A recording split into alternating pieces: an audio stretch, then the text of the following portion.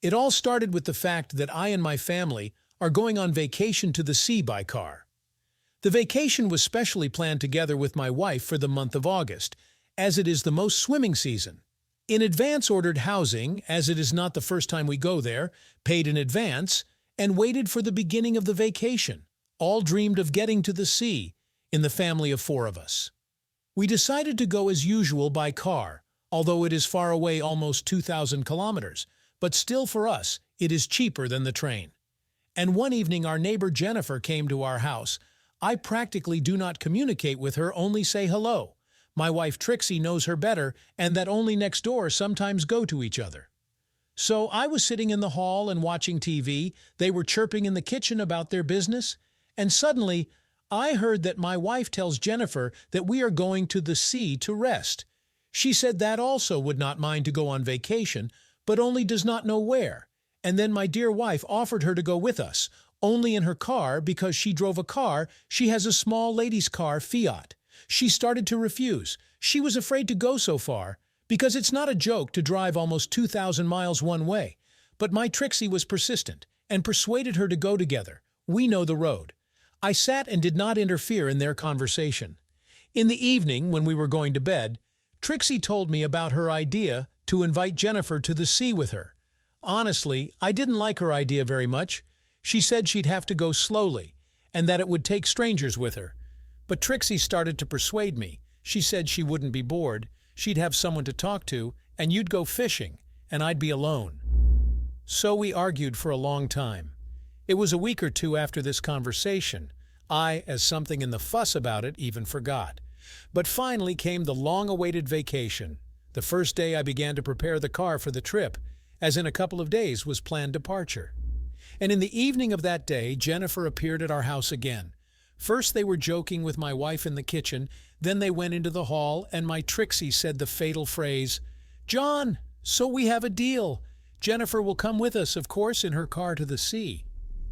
From what I heard, I was a bit taken aback and a little confused. The little ones were also in the room and sharply picked up on the idea. As they were friends with her daughter and often walked together, they were the same age. I kept quiet for a while, but there was nothing to do. From such pressure from my wife, I gave in and agreed. I warned Jennifer that before the trip I had to prepare the car, but since she lived alone, no, of course she was married and had a husband, but he was always on the job, so he was always away from home, coming for a week, and then again on a shift. I explained that it was necessary to do a little maintenance on the car. We sat for a long time discussing the trip, and here is the day of departure. Things were loaded, and early in the morning went on the road, after a couple of 100 kilometers. I already yelped that I agreed. I constantly had to stop on the road and wait for Jennifer, as I have a car-class minivan assistant than Fiat, respectively, and I drove faster the more I knew the road. In short, for 2 days we covered 2,000 kilometers. In the evening, we arrived at the place. My family settled in the previously ordered house. Jennifer, with her daughter, rented a room not far from us. Everything seemed to be coming to an end. The next day I went fishing as planned. Agreed with the locals we were taken on a boat in the morning to fish. We came back with the catch by lunchtime. Spouse cooked fresh fish, I took a beer. In short, the vacation promised to be cool. In the evening, Trixie said that she and Jennifer agreed to cook dinner tomorrow and celebrate the beginning of the vacation. I was accordingly assigned the task of barbecue. In the morning, I bought meat, vodka, and wine at the local store, since my wife doesn't drink vodka. I marinated the meat, and we all went to the sea. It was good that we lived not far away and 5 minutes from the beach. The children were splashing in the sea, Trixie and Jennifer were swimming, and I was sitting on the shore sipping beer and looking at their figures. My spouse is slimmer than Jennifer, but Jennifer had something to look at as well. Compared to the third size of my beloved's breasts, Jennifer's breasts seemed huge to me, probably about the 5th size. Her figure, I would not say that very lush, within the norm. Her buttocks are firm. The more she wore a tight swimsuit that well conveyed her shape. My wife was not worse. Her swimsuit was not so tight, but it did not spoil her figure. Especially I knew her by heart, all her folds and corners. And suddenly I caught myself thinking that I wouldn't mind seeing Jennifer without a swimsuit. and I immediately switched to other thoughts and started watching. Soon the girls were swimming and went ashore, and then I saw that Jennifer's swim trunks were so tight around her body that they were clearly showing off the outline of her charms. They settled down on the blanket, and I went to rinse off. We spent the rest of the day on the beach until 4 in the afternoon. Then we got ready and went to make a celebratory dinner. Trixie and Jennifer started on the salads, and I started on the barbecue. Dinner was fun. Jennifer and I had a liter of vodka for 2 people, my wife dutifully pampered with wine. Dinner ended late at about 1:30 in the morning, and since everyone here relaxes to the fullest, we did not disturb anyone, especially we settled down in a gazebo that stood right next to our house. My wife and I went to the beach to get some air. It was deserted. Lanterns from nearby houses a little lighted it. Wandered a little, we were already headed back, as suddenly Trixie suggested, "Let's take a dip and go." I did not resist, threw off my shirt, and in shorts went into the water. She stopped me and said, "Are you going in shorts?" "Yeah, why? What should I wear? Let's get naked." "Are you out of your mind, Trixie? What if someone sees?" "Well, let's go over there." She pointed to the far corner of the beach. It was deserted even in the daytime because most of the people were swimming in the center. I did not refuse, and we went to the end of the beach. When we came to a boulder on the shore, we looked around. There was no one around, and what idiot would go to the beach at 2:30 in the morning? We immediately undressed and put our clothes on the boulder and went into the water. In spite of the night, the water was warm, and my wife and I bathed naked. She teased me every now and then, hugging me and pressing her body against me, but since I was drunk, I was even turned on by it, and I played along with her, hugging and kissing her on the lips and her breasts. From our games, she was clearly eager, and we did not hesitate to get out of the water. She sat me down on a flat rock, and she herself settled on my legs and began, so to speak, to warm me up. It didn't take much time. I was already almost on edge. Then we merged with her. We were completely passionate. We looked around every now and then, but did not stop our actions, and soon I felt how she felt her insides quivering, and she moaned with restraint. I decided not to prolong the process, and after a couple of minutes, we finished lying down and kissing gently. After taking a breath, we went to rinse off and pulled on only our outer clothes and went to sleep. In the morning, I woke up with a headache. Trixie pulled me to go to the nearest village for groceries, and it's 60 kilometers, to which I unequivocally reacted, "Say, where should I go with a drink?" and offered her to go herself. She drives my car, but reluctantly. There was nothing to do, and she agreed. The kids asked me to go swimming on the beach. I was left alone in the cabin to lie down with a headache. After lying down for a while, I got up and went to the store to get a beer. On the way back, I ran into Jennifer. She too complained about the headache. No wonder. Probably the vodka was of poor quality. I offered her a beer. She refused at first. I didn't insist, but out of politeness, I invited her if she decided to take me up on my offer, and headed for the lodge. Having settled down in the gazebo where we had dinner yesterday and grabbed the remains of yesterday's barbecue, I sat peacefully and drank beer, snacking on meat. About a half hour later, Jennifer came in and was tempted to have a beer. We sat sipping beer and talking about nothing, and suddenly I noticed that Jennifer started to get drunk on beer. It had been a lot to drink last night, and today's beer was on top of last night's alcohol, which hadn't fully weathered. Soon she was pretty drunk, and then something happened that shouldn't have happened. She put her head on my shoulder and started stroking my knee with her hand. I tried to gently move away, but she held me back. Soon Jennifer was already actively seducing me, touching me below the waist. We continued to sit in the gazebo, and it was good that the gazebo stood so that from other cottages could not see what was happening in it. After a while, she began to kiss my neck and ran her hand to my pants, from which my boyfriend quickly came into action. It was like nothing my Trixie had ever done before. Without wasting time, I lifted her shirt and grabbed her breasts with my hand. I began to knead them. They were not as firm as my wife's, but the size was impressive. Jennifer stood up and pulled down my shorts and panties and began to pleasure me. I wanted to pull her away from me, but she wouldn't let me. She just clung to me harder. After enjoying the moment, Jennifer stood up, unbuttoned her shorts, and pulled them down, and jumped on me like a riding horse. Without stopping, she began to move rhythmically, keeping me on my toes. This gallop did not last long. Soon she held back and moaned and calmed down. I wanted to get out from under her, but Jennifer looked me in the eye and said, "That's not all. Don't you want to finish the job?" And she started to slowly continue her movements again. I wanted to finish it soon because I was afraid that my wife would come or the kids from the beach would come. I began to actively help her, and my efforts were successful. Jennifer looked at me and smiled and said, "Thank you so much. I wanted this so badly. I missed a man so much." She got up, took a couple sips of beer, pulled on her shorts and sat down next to me.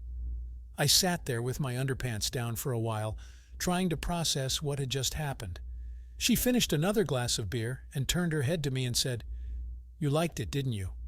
I didn't know what to say. Then she stood up and said, "I hope it's not the last time. I want more of you." And she headed for her cabin. When I came to my senses, I immediately pulled on my shorts and underpants and looked around. There was no one around, which made me feel a little calmer. After finishing my beer, I went to the beach. When I got there, I found Jennifer there. She was already in her swimsuit. She looked at me, and there was nothing in her gaze that reminded me of what had happened half an hour ago. I got in the water and stayed on the shore for a long time trying to figure out what had happened. I watched Jennifer on the shore, and she didn't even look in my direction. We went home after swimming. When I got back to the cabin, I found that Trixie was still gone. It was about 1 o'clock in the afternoon, and soon Trixie arrived. I wondered what was taking so long, although I realized she had been shopping. It turned out she had, for she couldn't resist the temptation to go shopping. At dinner, she told me that she had seen some nice things, and she urged me to go with her, but I refused, because I had come to rest, not to store. Trixie said she would go by herself after tomorrow, and I didn't mind. After dinner, Trixie and I put the kids to bed, and we took towels and went to the beach. It was getting dark, and she dragged me to the same spot we had been at the night before. There were still people on the beach, and I suggested we walk farther away, which we did. After walking a little more, we found ourselves on a deserted sandy island of beach. On the side of the big beach, we were fenced off by a ridge of rocks, and we could not be seen. On the other side was impenetrable bush. We settled down, I got a beer, and we started drinking beer. Soon it got dark, the voices from the beach subsided, and after sitting for a while, Trixie got up and said, "Let's go for a swim." She immediately threw off all her clothes and headed for the water. I finished the rest of my beer and followed her. We were floundering in the water. I was hugging and caressing her body, from which she was only mollycoddling. When we were swimming, we settled down on a towel. I began to caress her body, and we moved on to mutual caresses. We enjoyed each other for about half an hour. Then we rinsed off and Trixie wanted to get ready, but I stopped her, and we passionately did what married people usually do. With such an abundance of pleasure, it seemed to go on forever. And then she moaned, we finished our business, and fell exhausted on the sand. We lay motionless for a minute or two, then Trixie turned to face me and said, "How tender you are. It felt so good, and I really liked it." We lay there cuddling for a while longer. Trixie pressed her body against me, and I could feel the heat of the pleasure. Then she got up and headed into the water. I followed her as well. Back home, we went to bed. The next day went as usual. We were at the beach and swimming. Trixie urged Jennifer to go shopping with her the next day, but Jennifer refused. She didn't have any money, and she didn't want to waste time shopping. The little ones willingly agreed to go with their mother and began to nag Jennifer to let her daughter go for a ride in the car with them.